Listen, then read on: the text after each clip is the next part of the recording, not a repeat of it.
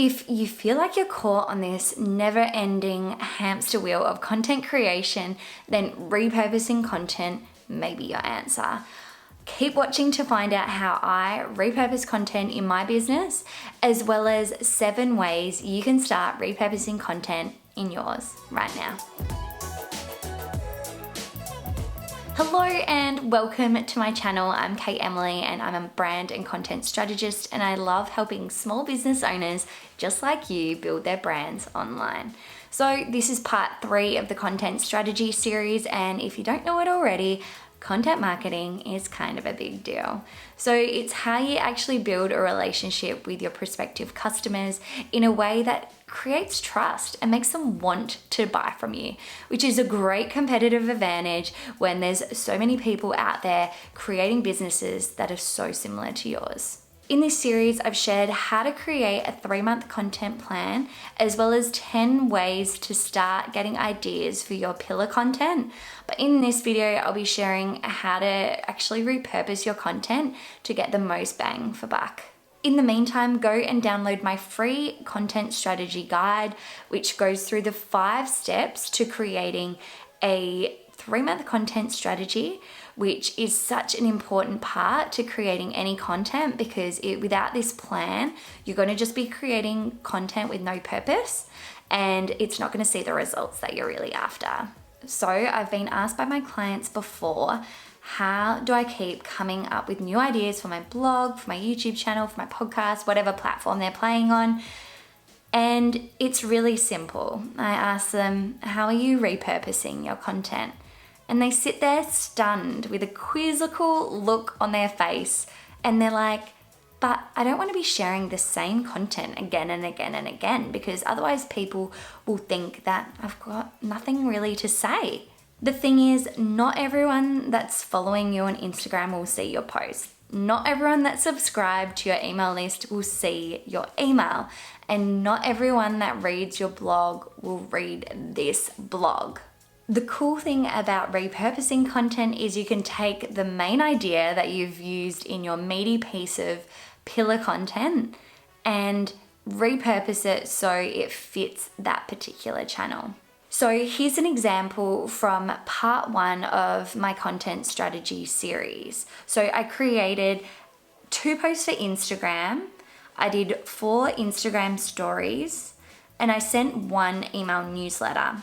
The best bit is this is pretty much all the content that I needed to create for the week, and it's promoting my pillar content, the piece of content that I've spent the most amount of time on to create, and it's actually promoting it. So people will go to my video to actually watch it, which is a win-win-win.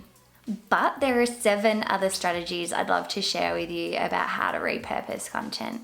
Strategy 1 is if you've created a social media post or a story or IGTV, and you realize that this piece of content has done really well, you've got lots of engagement, lots of comments, people are really loving it, then create a piece of pillar content, so that's your meaty piece of content, whether that be your blog, your YouTube channel, or your podcast about it, and then repurpose that content back onto your social media platform and start promoting that piece of content there, because you know that people are already really interested in that topic on your Instagram account.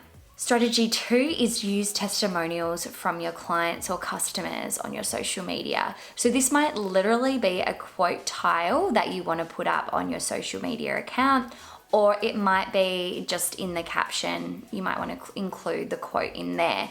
So not only is this a great way if you're stuck for ideas on what you should be posting, use a customer testimonial, but it's also social proof. So it's actually proving to people that are following you that you know what you're doing, that you've got great products, got great services, that people are actually seeing results from what you're selling. Strategy 3 is if you've got a whole bunch of content you've already created that are kind of about the same topic, why not create a blog post or a video that's almost like a roundup?